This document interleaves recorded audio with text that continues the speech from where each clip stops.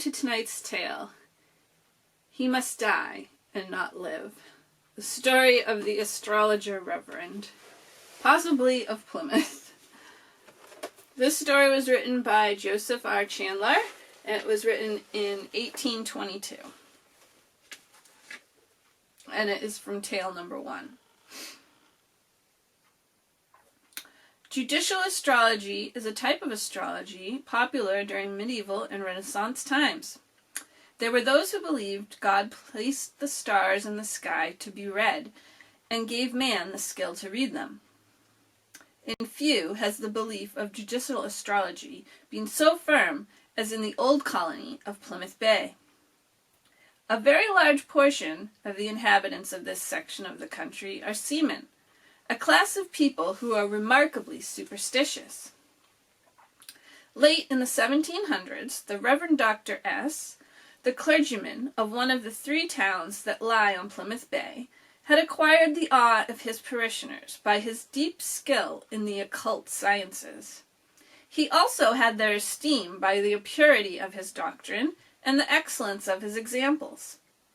He was known to calculate the nativity of his congregation, and seeing how the men were mostly of those who went down to the sea, he could not often fail when he predicted with confidence they would ultimately find a watery grave.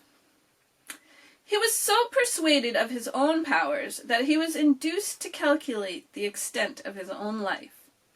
This matter was of such importance to him that he was often seen, in the dead of night, by neighboring fishermen, ascending a hill in the neighborhood to hold high converse with the stars.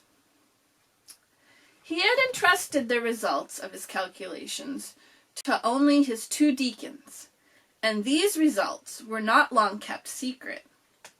It was soon known throughout the town that on the morning of July 5th, 1795, he would, according to his own prediction, be relieved of the weight of all earthly cares.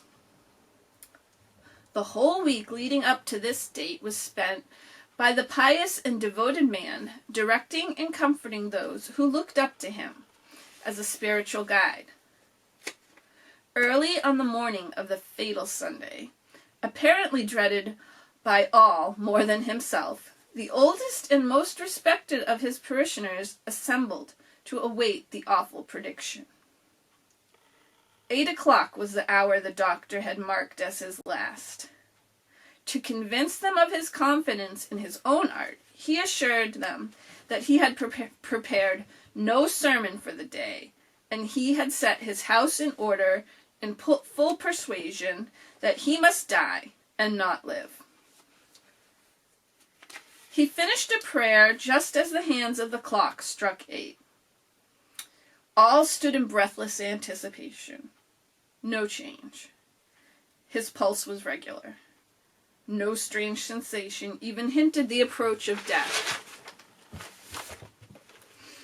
At length the doctor soon observed that though he had been extremely careful in his calculations, he might perhaps have made an error in regard to the time.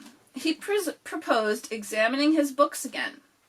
He rose to take them from a high shelf, when suddenly the stool on which he stood turned forward, and he fell backward upon his head. The Reverend broke his neck and expired immediately, without uttering a single word. A large slate slab, erected at the head of his grave, bears the age and character of the worthy clergyman, and tells, in a few words, the wonderful circumstances attending his death.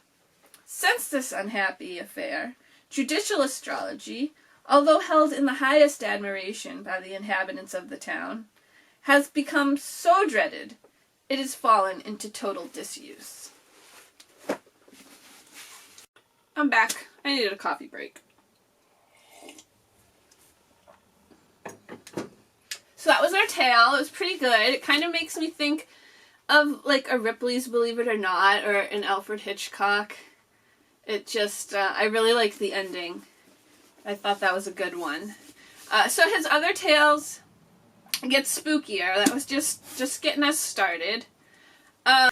So So for this video, I unfortunately don't have any local locations to show you, because I don't have any proof that who I think the Reverend was actually the Reverend. So what's the truth behind this tale? He wrote this for the paper as though it were fact. He was presenting it as fact, and it was only, 25, 30 years in the past at that point. So people would know if he was completely making this tale up. Luckily, he left us some clues.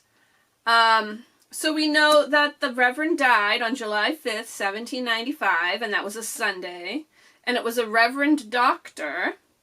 And his congregation was made up of many men who made a living from the sea. And this Reverend was extremely beloved and had an exceptional character. And that there's a large slate slab at his gravesite. So, I started with the different Reverends in Plymouth, Kingston, and Duxbury, because he said it was one of the 3 towns on Plymouth Bay. There was no S Reverend. So I really think even the S is an alias. And I think the death date was false as well, to protect the identity of the real Reverend, because I checked the death records for all 3 towns, and absolutely nobody died on July 5th, 1795. Now, I know the records back then might not have been kept as well, but this was the Reverend of the church, so that definitely would have been recorded. However, there was one church, one town, where the Reverend did die kind of close to that date. And it wasn't Kingston and it wasn't Duxbury, it was Plymouth. I don't want to give the Reverend's name, because I have absolutely zero proof that he is the man in the story, or that the story is even real. But this Reverend died on June 30th, 1799. Now, in the story, he said it was a Sunday, and July 5th, 1795 was a Sunday. But June 30th, 1799 was also a Sunday. And this Reverend that died on that day was a Reverend doctor. He had studied in Harvard, and he was very educated. As well, he was known for his character, and he was extremely beloved by the whole town. When I was researching this story, I read some of the church records that he wrote himself, as well as a letter he wrote, and he just seemed like a very loving, caring person. However, there was absolutely nothing I found that linked him to astrology or occult sciences in any way. But this Reverend does have a gravestone that looks just as described in the story. The only difference being it doesn't give the circumstances of his death, but it does give his name, age, and speaks of his character. And then there's a little quote, and it mentions the prophet Elijah. So prophet, maybe, I don't know, that's kind of a stretch, but that's all I got. So Chandler could have just taken different, the story from one place and added the character of Plymouth's Reverend to the story. It could have, happened in another town completely outside of Plymouth Bay, and he was just setting it there. Although, as I said, it seemed to me like he was presenting this as a fact of something that happened here.